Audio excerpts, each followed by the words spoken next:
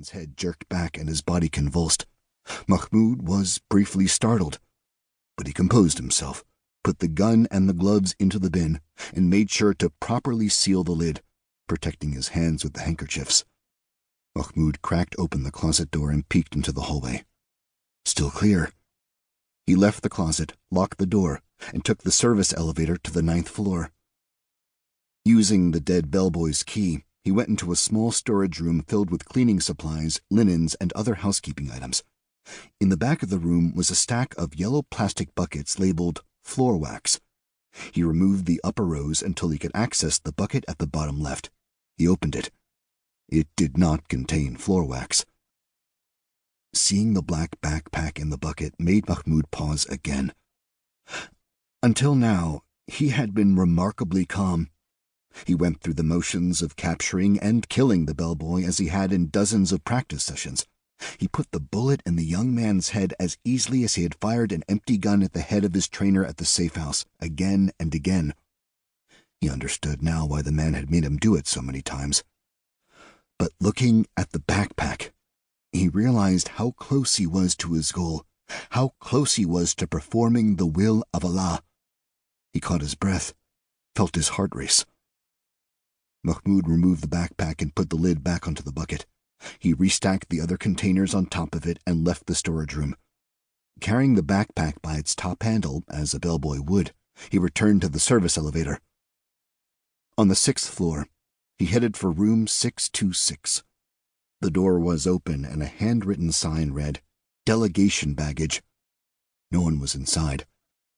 Across the hall, several men worked behind a partly open door labeled "Control," but none of them paid any attention to Mahmoud. Room 626 was almost empty. All the furniture, including the bed, had been removed. There were a few suitcases and other bags on the floor along the far wall, under the windows looking out on Hyde Park. The bags had delegation tags on them, each with a name, a list of destinations and room numbers, and a small American flag. The tags were tied to the luggage with white strings.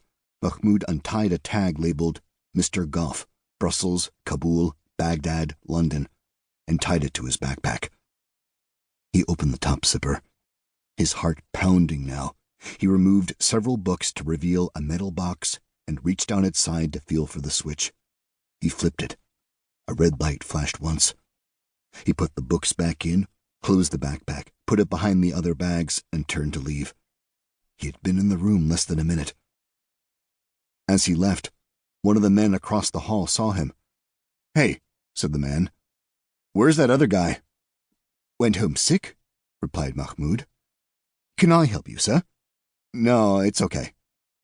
And the man went back to his work. Mahmoud went to the public men's room on the main floor, where he stashed the bellboy's tunic in the trash bin.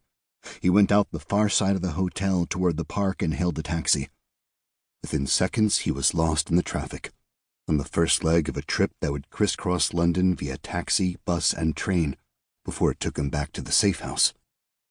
Mission accomplished. As the afternoon wore on, civilian officials, military officers, and the journalists who were traveling with them dropped their luggage in room 626 to be sent ahead to the plane while they finished their work. Nearly everyone had an extra laptop in one of their bags. Many had other equipment, codecs, recorders, mixers, modems. By evening, when the security team came to take the bags to the plane, they were overflowing into the corridor. Mahmoud's bag, with its metal box and tangle of wires, would have drawn attention at any normal airport security checkpoint. But it would not stand out among these bags packed with electronics that belonged to known, vetted, and trusted holders of delegation credentials.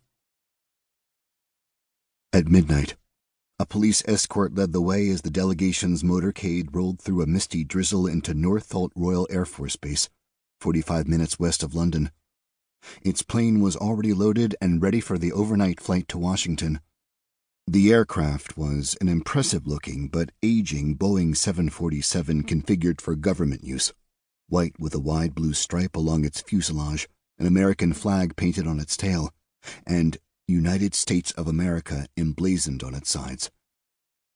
A small shivering team of British officials lined up on the tarmac to offer farewell handshakes and